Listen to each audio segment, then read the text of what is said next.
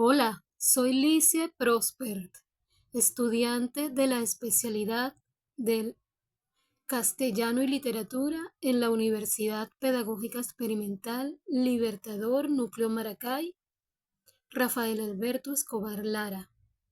Esta es mi presentación sobre La vida es sueño, obra teatral escrita por Pedro Calderón de la Barca, en el marco de la asignatura Visiones de la Literatura.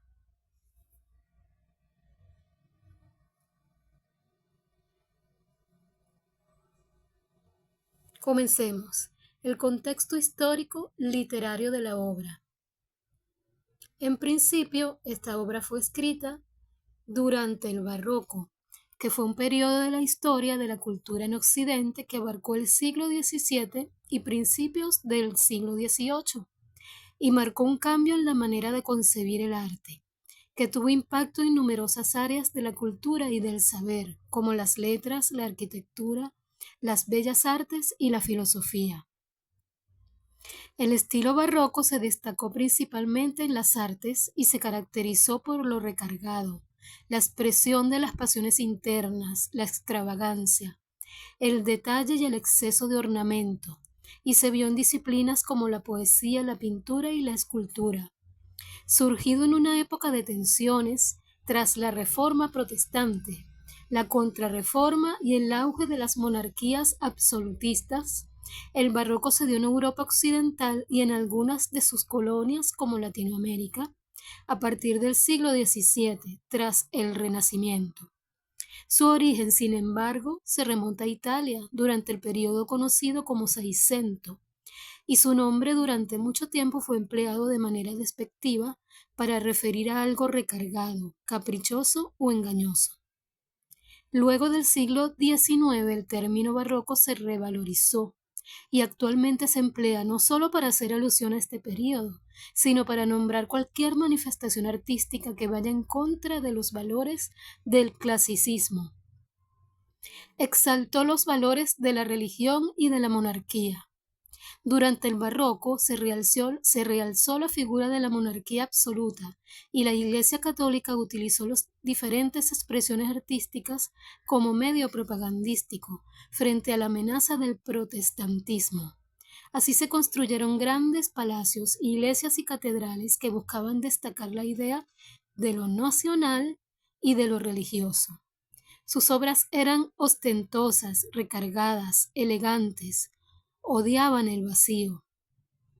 La literatura barroca estuvo muy determinada por la Contrarreforma católica y los valores absolutistas, por lo que el descontento social y el pesimismo se tradujeron en las obras literarias que se produjeron a partir del siglo XVII. Los autores barrocos trataron temáticas como el sueño, la desesperanza, la mentira y el pesimismo y se despegaron del Renacimiento, que trató temas relacionados contrarios a estos, como son el amor y la belleza. Los textos barrocos se caracterizaron por ser recargados y utilizar recursos poéticos o literarios como metáforas, elipsis o adjetivación, que buscaban despertar una emoción en el lector. Una de las corrientes literarias más importantes de este periodo fue la literatura barroca española, que abarcó parte del siglo de oro español, con representantes como Francisco de Quevedo, Tirso de Molina y, por supuesto, Pedro Calderón de la Barca. Los principales géneros literarios del barroco fueron la novela. Con este género surgió la posibilidad de la sátira y la burla, que empleaban un lenguaje altisonante, figuras retóricas y alusiones mitológicas. La novela picaresca tuvo su auge en este periodo. La poesía. Dentro de la poesía hubo dos corrientes principales: el culteranismo, que ponía el foco en la estética del lenguaje y no tanto en su mensaje.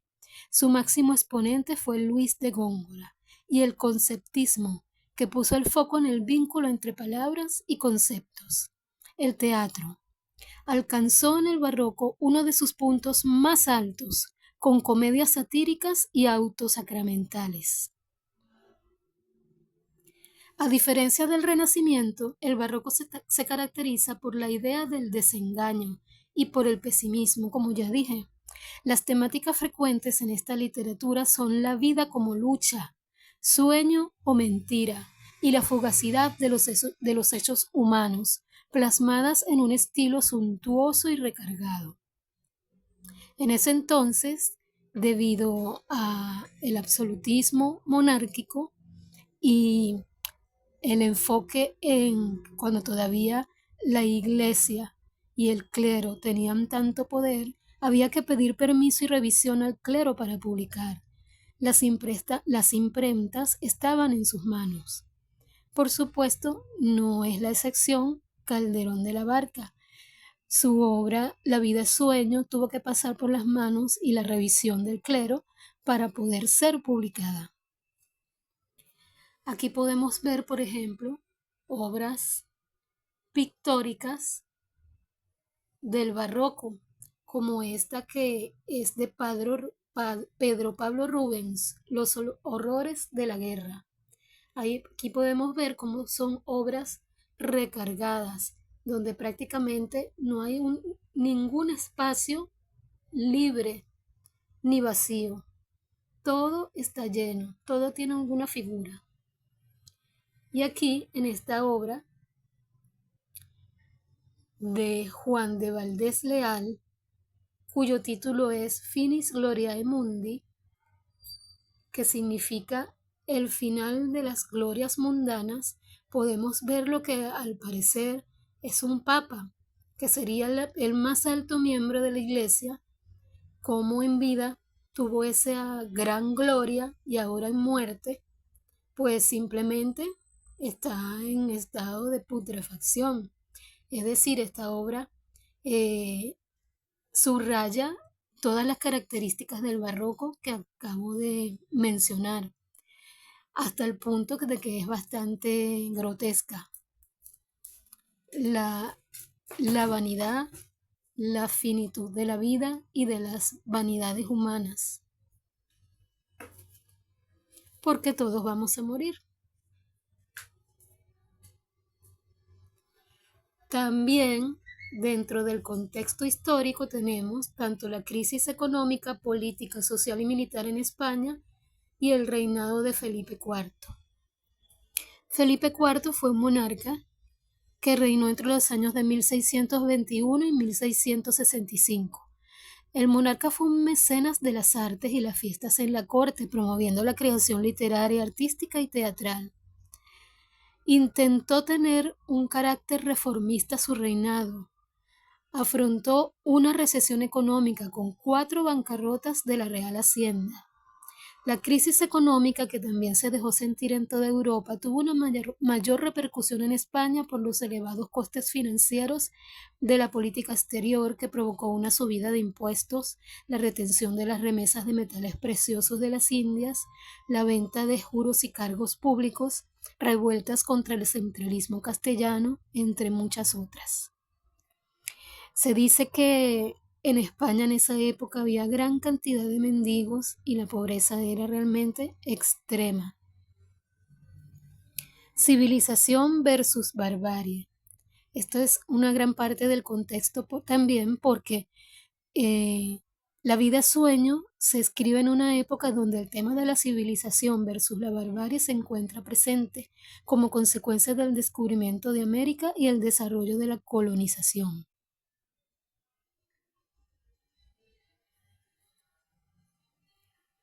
Biografía de Pedro Calderón de la Barca. Pedro Calderón de la Barca nació en Madrid el 17 de enero de 1600 y murió en Madrid también el 25 de mayo de 1681. Fue un escritor, dramaturgo y sacerdote español, miembro de la venerable Congregación de Presbíteros Seculares Naturales de Madrid, San Pedro Apóstol y Caballero de la Orden de Santiago, conocido fundamentalmente por ser uno de los más insignes literatos barrocos del Siglo de Oro, en especial por su teatro. Poeta, cortesano, soldado y sacerdote, quien se ordenó como tal en 1651. Estudió en las universidades de Alcalá y Salamanca. educado en un colegio jesuita. Sus padres eran de familia de ascendencia hidalga acreditada. Fue el tercero de los 6 hijos de Ana María de Henao y Diego Calderón, secretario del Consejo y Contaduría Mayor de Hacienda. Se cuenta que parecía haber nacido muerto, por lo que lo introdujeron en un caldero con agua caliente. Al entrar en contacto con el agua, pronunció en sus primeros gritos: sacerdote. Fue herido durante el sitio de Lérida. Obtuvo la licencia absoluta en 1642 y una pensión vitalicia. Y, como ya mencioné, se ordenó como sacerdote en 1651. Tuvo un gran prestigio en la corte de Felipe IV y su nombre va asociado a la inauguración del Palacio del Buen Retiro de Madrid en 1635, además de a numerosas representaciones teatrales palaciegas. El rey le honró otorgándole el hábito de Santiago. Además, fue capellán de la Catedral de Toledo y capellán del rey. Tuvo un hijo que en aquel entonces se llamaba natural, Pedro José de la Barca.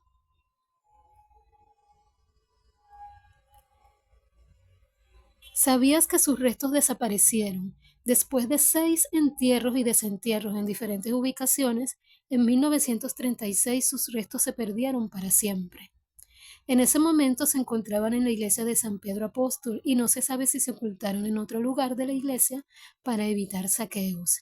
Y cuando el templo se quemó, estos también ardieron, o si se habían trasladado a otro sitio del que nunca se supo.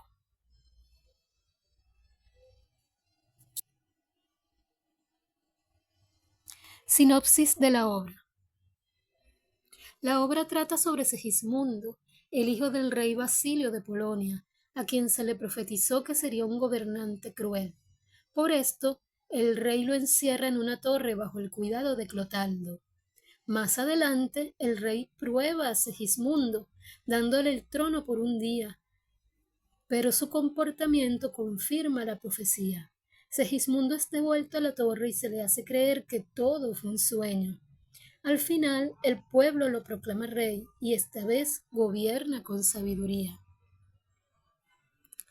La vida sueño de Pedro Calderón de la Barca es una obra teatral escrita en el año de 1635, cuyo protagonista es el príncipe Segismundo, que se cuestiona sobre el sentido de la vida mientras se encuentra en cautiverio.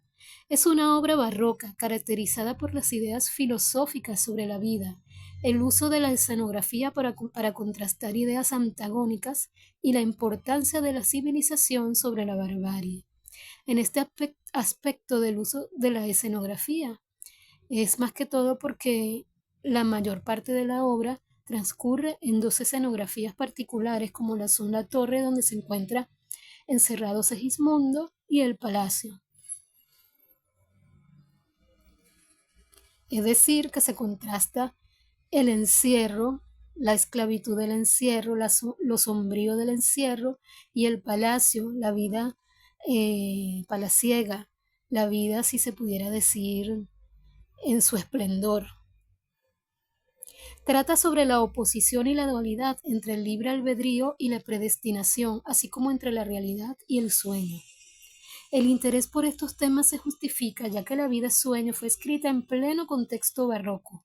En este tiempo, la concepción del universo cambió radicalmente desde el geocentrismo, la Tierra como centro, al heliocentrismo, el Sol como centro, lo que supuso un nuevo paradigma y claramente una conmoción espiritual. Esta nueva concepción del mundo se conjugaba al mismo tiempo con la lucha religiosa entre la reforma luterana y la contrarreforma católica. La posición luterana estaba a favor de la predestinación, mientras que la posición católica se pronunciaba en defensa del libre albedrío. Temática: drama teatral barroco, mezcla lo trágico y lo cómico, atractivo para todo público, tanto popular como para la nobleza. La concepción de la vida como sueño es muy antigua, existiendo referencias en el pensamiento hinduista, la mística persa, la moral budista, la tradición judeo-cristiana y la filosofía griega. Por eso ha sido considerada incluso un tópico literario. El influjo de esta concepción platónica en la obra es evidente. Calderón muy cabalmente adoptó la forma del drama filosófico para abordar un gran caudal de temas confluyentes en este foco y en este tópico literario platónico en su raíz occidental. Esta obra presenta una gran riqueza y aristas de interpretación. Entre ellas tenemos, como drama religioso, aborda los problemas de caída o pecado original y expiación. Como poema filosófico resuelve el destino del hombre y la fuente del conocimiento y los problemas aparejados del libre albedrío y la predestinación. Como lección moral propia del barroco y la contrarreforma, desengaña sobre las ilusiones y las vanidades de este mundo. Como drama educativo y poético, instruye sobre lo que es el hombre sin el freno de la educación. Como protesta revolucionaria, ataca el principio absolutista y ajurídico de la orden reservada que sofoca la libertad bajo el pretexto de evitar sus extravíos. Como lección política, porque en batallas tales los que vencen son leales, los vencidos los traidores. Enseña a los pueblos a lo que conduce el mal uso de la libertad y las guerras civiles. Combate además la locura de los presagios y juicios de la astrología.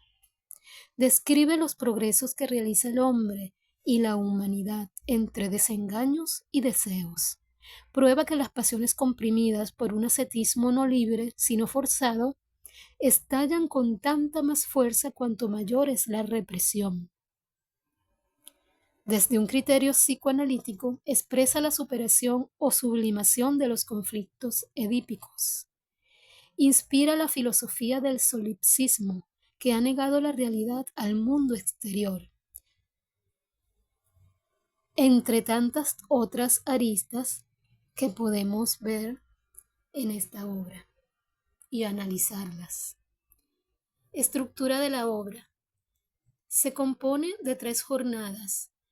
La primera jornada tiene 8 escenas, la segunda jornada tiene 19 escenas, la tercera jornada 14 escenas. En la primera, la cual se apertura con Rosaura y Clarín, estos llegan a Polonia y descubren prisionero a Segismundo en la torre. El rey Basilio explica el encierro del príncipe y comunica la prueba. Segismundo regresará a palacio. En la jornada segunda de 19 escenas, Segismundo regresa a palacio.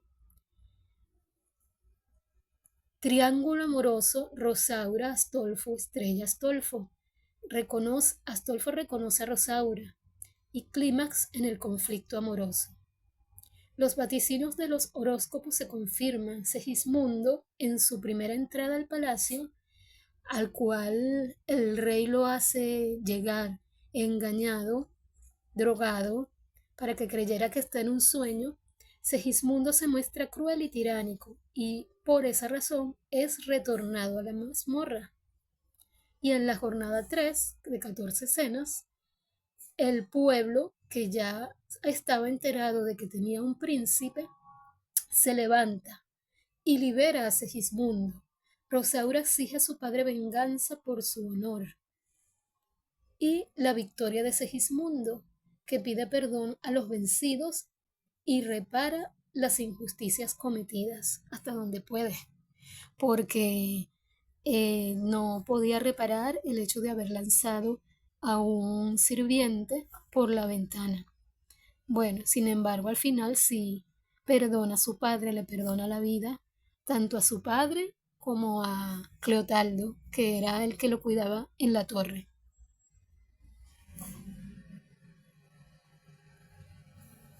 Personajes. Los principales son Segismundo, personaje principal sin duda, ya que a su alrededor se desarrolla toda la obra. Se le describe como un alma reprimida, alguien muy reflexivo, de carácter alterado por su largo tiempo de reclusión. Basilio es el rey de Polonia y padre de Segismundo. Es un hombre preocupado por lo que pueda sucederle a su pueblo. Es psicológicamente débil e indeciso. Secundarios. Rosaura. Yo no diría tanto que es secundaria. Sin embargo, bueno, digamos que en el sentido de que ese Sigismundo, el, alrededor del cual se desarrolla la obra, pudiéramos decir que sí. Clotaldo, que es, como dije, el que cuida a Segismundo en su reclusión, Astolfo y Estrella, que es la hija del rey.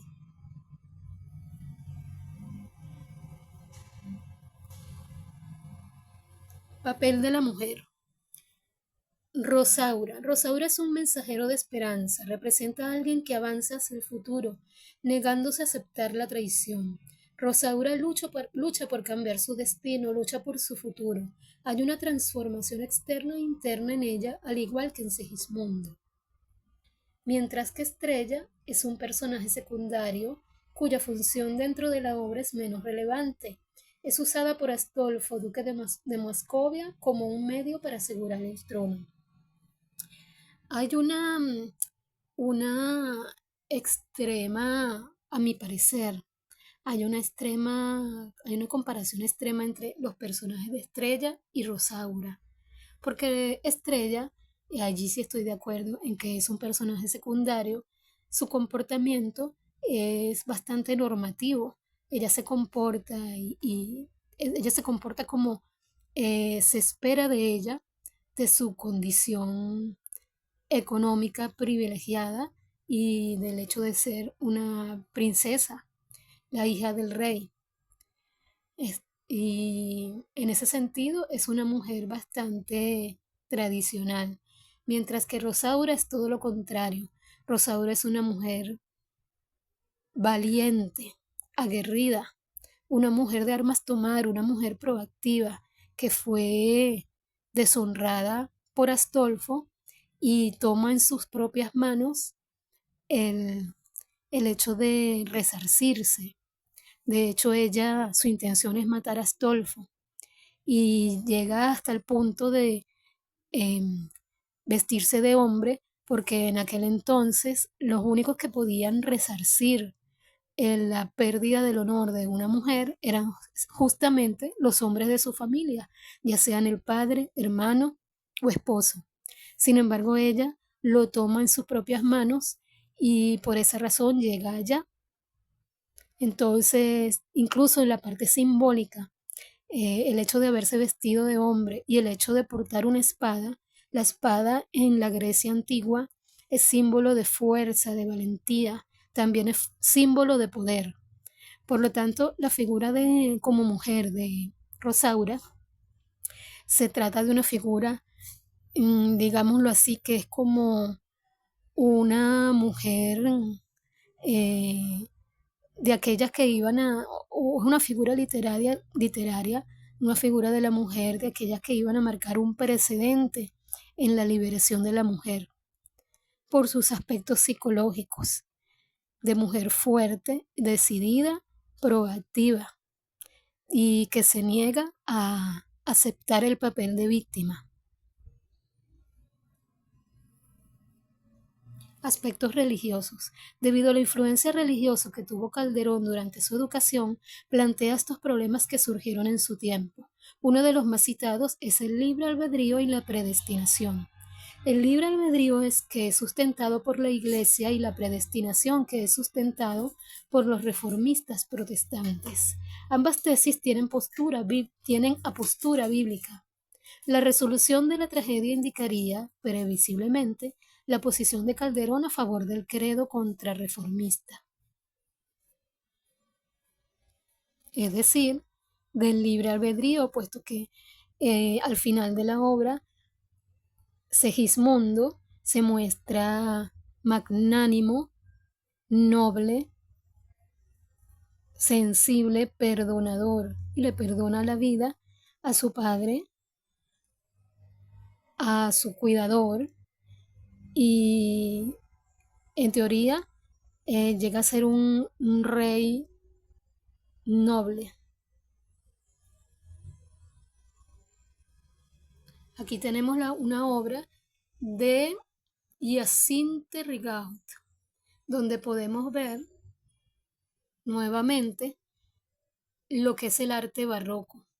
que realmente es recargado, ostentoso, también es elegante, podríamos decir, y que los reyes de la época lo usaban para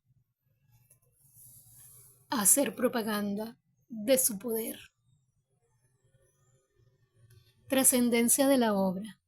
Este drama filosófico es paradigmático en la literatura y se ha convertido, por supuesto, en una obra clásica, ya que toca temas y preguntas que nos hacemos todos los seres humanos a lo largo de todos los tiempos.